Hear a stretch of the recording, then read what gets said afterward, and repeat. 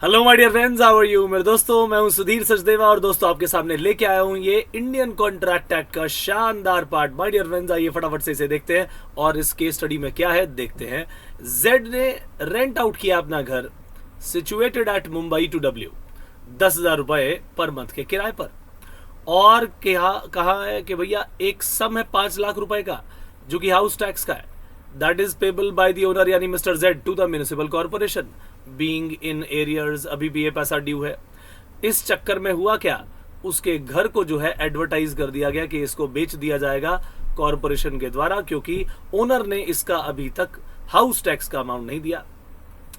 W जो कि वो किराएदार था भैया, उस किराएदार ने क्या किया, उसने कॉर्पोरेशन को सारा का सारा ड्यू 5 लाख रुपए जेड वाला जो था वो दे दिया, ताकि कोई लीगल कॉन्सिक्वेंसेस ना आ जाए और ये घर बिक ना जाए, क्योंकि भाई वो उस घर में रह रहा था। Now next part comes referring to the provisions of Indian contract act. अब बताइए कि क्या डब्ल्यू ने जो ये पैसा दे दिया, क्या उसकी रीइंबर्समेंट उसे होगी? क्या वो ये सारा का सारा पैसा 5 लाख रुपया जेड से रिकवर करता है? अगर करना चाहता है तो क्या कर सकता है? माय डियर फ्रेंड्स, इसका आंसर जानने के लिए थोड़ा सा कीजिए इंतजार, क्योंकि मैं आपके लिए एक शानदार जो है न्यूज लेकर आया हूं। हमारी अनअकैडमी पर एक सबमिट होने जा रही है। ये सबमिट होने जा रही है चार्टर्ड अकाउंटेंट्स के एग्जामिनेशन जो भी होते हैं उनकी प्रिपरेशन को कैसे सॉलिड तरीके से किया जाए, और बहुत सारे लोग पैनलिस्ट इसमें आने वाले हैं। एक शानदार इनसाइटफुल डे आपके लिए चुना गया है 11 अप्रैल का। फ्री है, पूरी तरह से फ्री टू अटेंड सेमिनार है ये। आपको इस समिट में आने के लिए केवल रजिस्ट्रेशन भर करना है और कुछ भी नहीं, राइट। 10 से ज्यादा आइकॉनिक स्पीकर्स आएंगे और 10 से ज्यादा इसमें पैनल्स होंगे, टॉक्स होंगे। My dear friends, in association with Times of India ये काम करवाया जा रहा है और इक्विटी फॉर सीए एस्पिरेंट्स के द्वारा करवाया जा रहा है। अनअकैडमी इसके अंदर मेजर रोल प्ले करेगा सारे के सारे बच्चों को सही दिशा दिखाने में। और मेरे दोस्तों, 11 अप्रैल को जब ये हमारी समिट होगी तो वहां पर आपकी मुलाकात होगी सीए उत्तम प्रकाश अग्रवाल जी से, नैना लाल किडवई जी से और सीए अतुल गुप्ता जी से। ये सब लोग अपने अपने फील्ड में महारथी रहे हुए हैं, राइट। और ये सब डिटेल्स आप इसमें से पढ़ सकते हैं। माय डियर फ्रेंड्स, हमारा मेन मोटिव है कि ये जो सेशंस आपके लिए हों, ये आपकी सीए की जर्नी में आपको शानदार तरीके से हेल्प करें, एक नई इनसाइट्स आपको सीए के कोर्स के बारे में दें। So my dear friends, register करना है बिल्कुल फ्री। ये रजिस्टर करने के लिए जो लिंक है वो मैंने इस डिस्क्रिप्शन बॉक्स में दे दिया इसी वीडियो के। आप फटाफट से जाके वहां से इसे कर लीजिए रजिस्टर, और 11 अप्रैल को आपसे होगी मुलाकात। सो माय डियर फ्रेंड्स, वापस आता हूं अपने उस काम पर जिसके लिए हमने आज ये क्लास रखी, और ये शानदार केस स्टडी दोस्तों आपके सीए के एग्जामिनेशन में भी आई थी, और ये सीए फाउंडेशन के लिए भी बहुत ही इंपॉर्टेंट है। जो आने वाला एग्जामिनेशन है, समझ लीजिए उसके लिए शानदार तरीके से आपके सामने ये क्वेश्चन लाया जा रहा है, और मेरी क्लासेस में भी ऐसा कुछ एग्जाम्पल मैं देता ही हूं। सो इस पर्टिकुलर केस में हुआ क्या, एक व्यक्ति ने, जो कि ये रेंटेड जगह पर रह रहा था, मिस्टर डब्ल्यू, उसने अपने लैंडलॉर्ड के बिहाफ पर पैसा दे दिया। लैंडलॉर्ड ने देना था वो ये एक टैक्स का अमाउंट म्युनिसिपल कॉर्पोरेशन को, जो कि उसने तो दिया नहीं। अब भैया घर के बिकने की बारी आ गई। कॉर्पोरेशन ने कहा जी हमारा पैसा आप दोगे नहीं तो हम इस घर को बेच के अपना पैसा निकाल लेंगे। डब्ल्यू डर गया। डब्ल्यू ने कहा भैया अगर ये घर बिक गया तो मैं रहूंगा क्या, कहां रहूंगा भाई। तो उसने जेड के बिहाफ पर मजबूरन इसे पे कर दिया। शौक से थोड़ी पे किया भैया, मजबूरी में पे किया। सो माय डियर फ्रेंड्स, अगर यहां पर 4 बातें प्रूव हो जाएं तो ये पैसा रिकवर किया जा सकता है। माय डियर फ्रेंड्स, इस पेमेंट के लिए क्या मिस्टर डब्ल्यू ने जेड से कोई बात की थी? क्या इन दोनों के बीच कोई ऐसा कॉन्ट्रैक्ट था कि डब्ल्यू जेड के बिहाफ पर पे करेगा? ऐसा तो कोई कॉन्ट्रैक्ट नहीं था।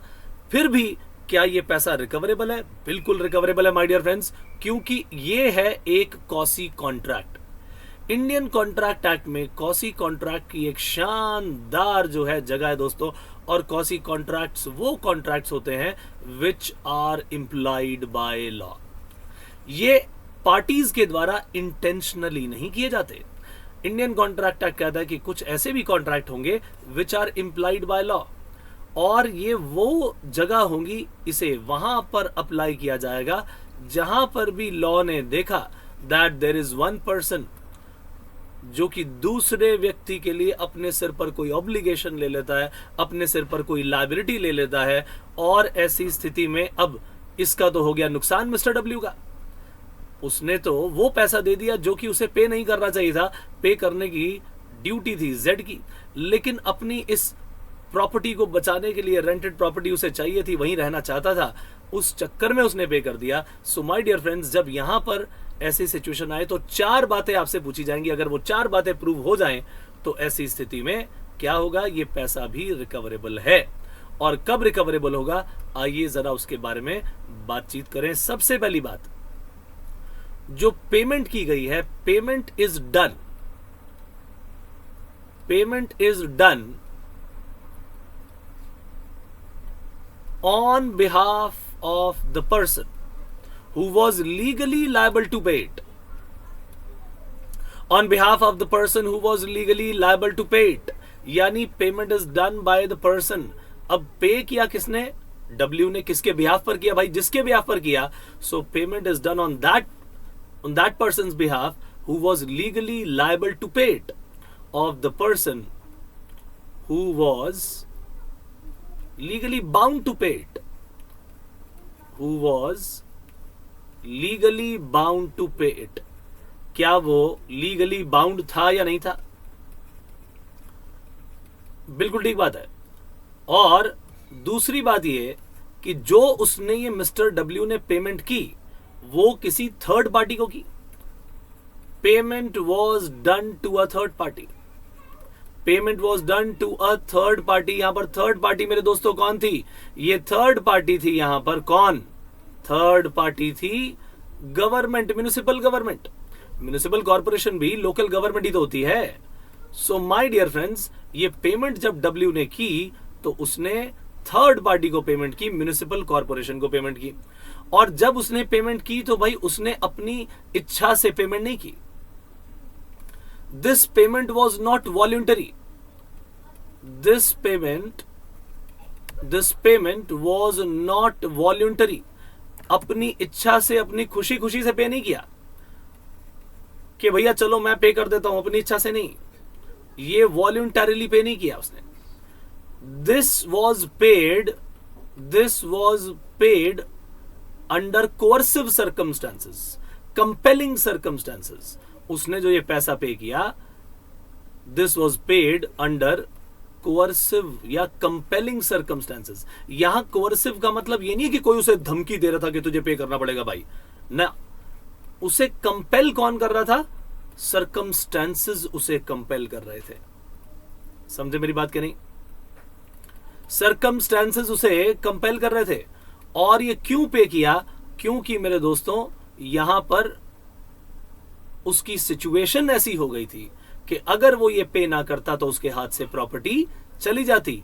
सो यहां पर जो पेमेंट उसने की, payment was done to protect his own interest. उसका इंटरेस्ट बीच में क्या था, हिज ओन इंटरेस्ट। उसका बीच में क्या इंटरेस्ट था भाई, अगर वो जिस प्रॉपर्टी में रह रहा है भैया, उसका इंटरेस्ट क्या है कि प्रॉपर्टी में, रेंटेड प्रॉपर्टी में एज अ टेनेंट बना रहे। अगर ये 4 बातें मेरे दोस्तों पूरी हो जाती हैं तो ये पैसा मिस्टर डब्ल्यू जो है वो मिस्टर जेड से रिकवर कर सकते हैं। ये बहुत ही इंपॉर्टेंट पॉइंट आपने पढ़ा है दोस्तों। माय डियर फ्रेंड्स, ये थी आज की केस स्टडी और ये जुड़ी हुई थी कॉसी कॉन्ट्रैक्ट से। मेरे दोस्तों, अगली क्लास में हम फिर से हाजिर होंगे, अगले सेशन में फिर से हाजिर होंगे, फिर से कुछ नया लेकर के। तब तक के लिए दीजिए इजाजत। सुधीर सचदेवा फिर से आपके सामने हाजिर होगा। Bye bye, take care and god bless.